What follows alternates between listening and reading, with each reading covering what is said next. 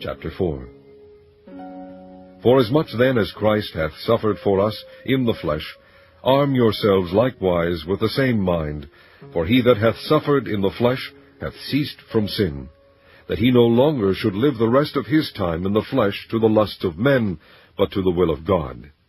For the time past of our life may suffice us to have wrought the will of the Gentiles, when we walked in lasciviousness, lusts, excess of wine, revellings, banquetings, and abominable idolatries, wherein they think it strange that ye run not with them to the same excess of riot, speaking evil of you. Who shall give account to him that is ready to judge the quick and the dead? For this cause was the gospel preached also to them that are dead, that they might be judged according to men in the flesh, but live according to God in the Spirit. But the end of all things is at hand. Be ye therefore sober, and watch unto prayer. And above all things have fervent charity among yourselves, for charity shall cover the multitude of sins. Use hospitality one to another without grudging. As every man hath received the gift, even so minister the same one to another, as good stewards of the manifold grace of God.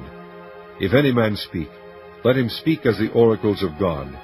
If any man minister, let him do it as of the ability which God giveth, that God in all things may be glorified through Jesus Christ, to whom be praise and dominion forever and ever. Amen. Beloved, think it not strange concerning the fiery trial which is to try you, as though some strange thing happened unto you. But rejoice, inasmuch as ye are partakers of Christ's sufferings, that when his glory shall be revealed, ye may be glad also with exceeding joy.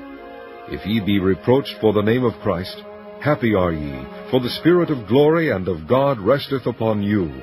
On their part he is evil spoken of, but on your part he is glorified. But let none of you suffer as a murderer, or as a thief, or as an evildoer, or as a busybody in other men's matters.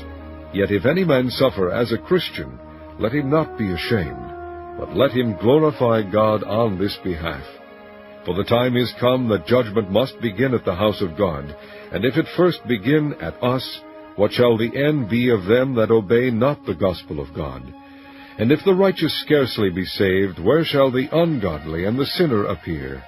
Wherefore let them that suffer according to the will of God commit the keeping of their souls to him in well-doing, as unto a faithful Creator.